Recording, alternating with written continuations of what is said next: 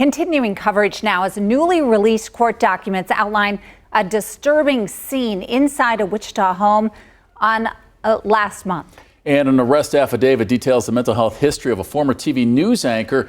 The prosecutor's charged with stabbing and killing her mother in South Wichita, and what officers say that they saw when they got to the scene. KAKE's Lily O'Brien joins us live outside of the Sedgwick County Jail with what is in that report. Well, Kristen, Deb, like you just said, we are at the Sedgwick County Jail where Angelyn Mark is inside, held on a $1 million bail. And this is a copy of that arrest affidavit. It's about 7 pages long. In it, it details Mock's prior psychiatric history, mental health struggles, relationship with her mother, as well as some incidents at former places of employment and her parents' concerns.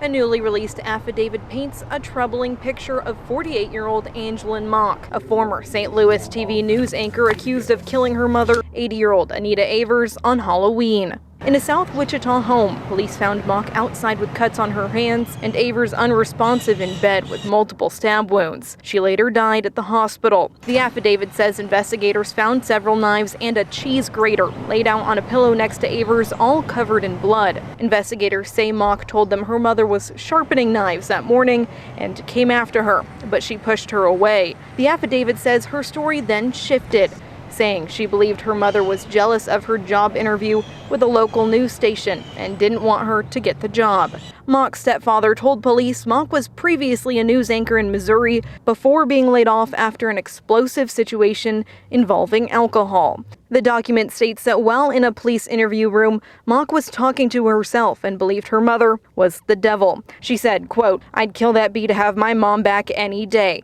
I don't even know who she is anymore. I know, I believe she's the devil." Police say Mock told them her mother started, quote, spewing venom at her, and she had to stab her mother to save herself. Mock's stepfather told police Mock had been diagnosed with schizoaffective disorder, which combines symptoms of schizophrenia with symptoms of a mood disorder, like bipolar disorder, which he says she had been previously diagnosed with. He says she suffered delusions and depression. To his knowledge, Mock was on medication, and while she had outbursts in the past, they didn't feel violent or threatening. During one of those outbursts, the affidavit says police were called and Mock was held for psychiatric reasons for about 2 weeks, which was just weeks prior to the incident on Halloween. Now, last week, a judge in Sedgwick County ordered Mock to undergo a competency evaluation to see if she's fit to stand trial. They say that process typically takes about 60 days. But for now, live in downtown Wichita, Lily O'Brien, KAKE News on your side.